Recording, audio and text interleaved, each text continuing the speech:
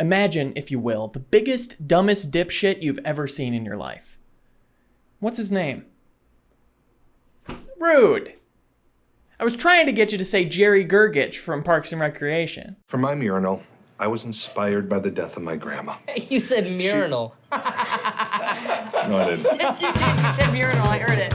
There's a really, really common trope in TV and movies where a character like Jerry gets picked out of the cast to be subjected to constant roasts from everyone, for laughs. There's a reason it's so common. It's because it works, and it's often very funny. I like a lot of these shows I'm going to be talking about. All the same ones that you like. But I'm curious why writers seem to default to it when trying to wring extra jokes out of an ensemble cast, even when it makes the other characters participating in the digs less likable as a result. The trope is referred to, as coined by Xander from Buffy the Vampire Slayer, the butt monkey. But I'm sure not going to be saying that all video, so I'll just call it the easy target.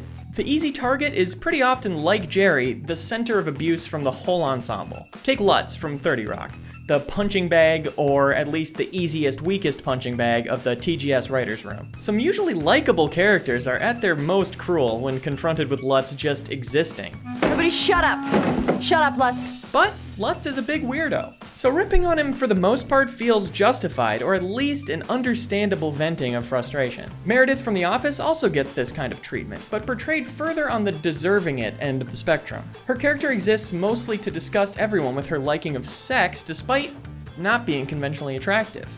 Not allowed. Or instead of the whole cast, the easy target could be repeatedly bullied by one member, like how Michael can't stand Toby on The Office, or how Michael can't stand Dwight on The Office. Either way, the comedy is mined from being mean and how you can't believe just how mean they're being. In Toby's case, the cruelty is comically unjustified, and in Dwight's case, the victim is so pompous that you enjoy him being brought down a peg. In both cases, you're meant to laugh at how ridiculous Michael is and how you would never act like that. Jim, of course, also pushes Dwight around on The Office, but the laughs there are more about Jim's increasingly over-the-top commitment to his Carrie-esque pranks. The easy target could also be a character who's seemingly bullied by the whole universe of the show. Ted from Scrubs is a go-to. His comically sad life is made funny just by his pathetic, exasperated reactions to yet another thing going wrong. Making fun of the easy target informs the character of those doing the roasting, and that pays off differently in different shows. In It's Always Sunny, when everyone rips on Dee for looking like a bird, it's because they're assholes, and it makes the karmic justice they inevitably receive more earned and more funny. But in a show like Parks and Rec, which is a bit more heartstring pulley and asks you to like the characters and care about the conflict in their lives, having them treat their innocent, doofy coworker like dirt just makes me wonder if they're even good people worth rooting for. The show the easy target is in will almost always try to make bullying like this alright in the viewer's eyes, whether by having the character be a scumbag who deserves it, like Deadwood's E.B. Farnham, or in the case of characters like Jerry, give them a nice moment or a really great life outside of the day-to-day harassment they experience in the workplace. And it's also made alright because the easy target will always turn out to have a huge peen.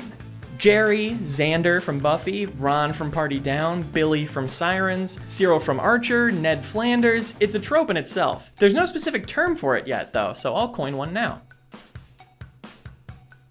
The Karma Wang. Why we laugh at mean-spirited humor is no great mystery. Comedy comes from the unexpected. If a baseball were to fly in from off-screen right now and hit me in the nuts, you might laugh because you wouldn't see it coming. But now that I've explained it, you would see it coming, and if it were to happen, you probably wouldn't laugh.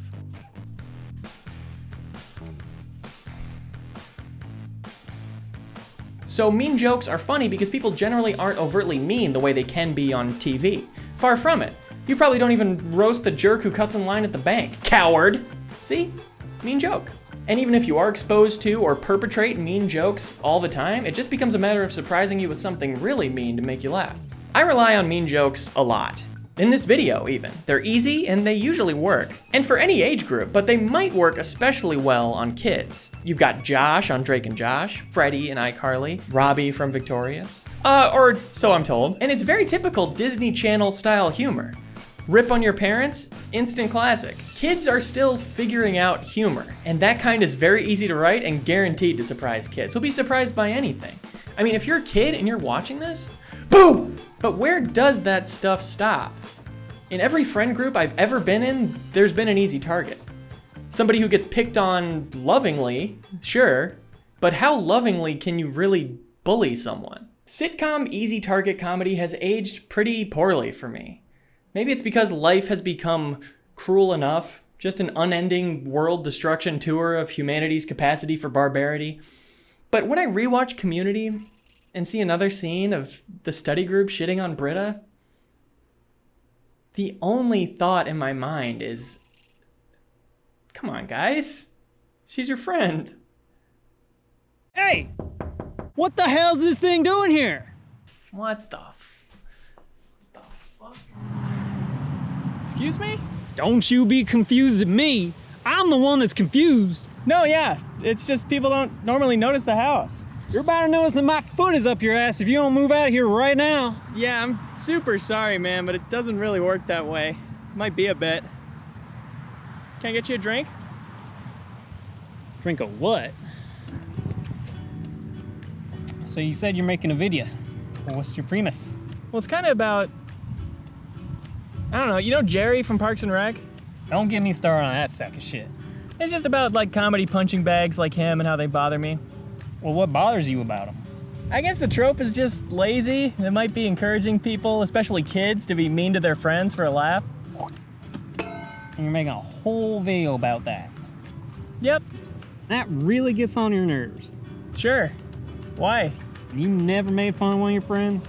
I mean, yeah. Of course I do. Sounds like you're projecting to me.